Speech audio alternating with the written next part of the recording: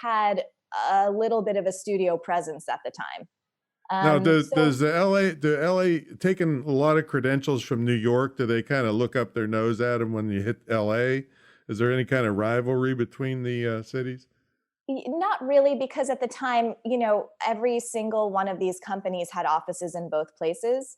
And the reason that New Line had such a strong presence in New York was because, well, our co-CEOs were New York based, but also, or I'm sorry, one of them was, but also we were doing a lot of theater adaptations. So we needed someone who was, close to Broadway and had access to those stars and those vehicles for storytelling.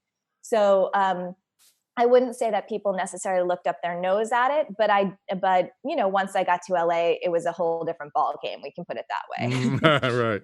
So, um, so I had put in, a lot of time at Picture House, and I But knew all that these times you were technically an employee at these different correct. places, right? Yes, I was a Okay. full-time employee working on the communications side of things, and Okay. which was fun because then you got to work the premieres and really sort of learn. Again, they were the New York units were so small, you really did get to learn all different facets of the Hmm. business. And this was many years ago, and all of the assistants sat in a row. It was called the row, and we're all still friends all these years Oh, later. wow. Wow. Yeah, which is really cool. And a lot of the new liners get together in New York and LA every single year as a little reunion. I mean, it was a magical place. And so, now it's been folded into Warner Brothers and still sort of acts as an entity with, under the New Line name, which has a very different and specific brand right now. But at the time it was a really special place to be.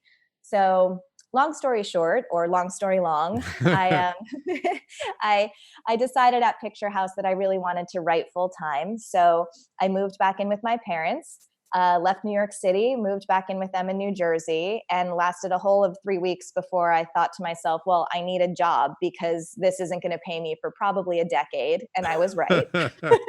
so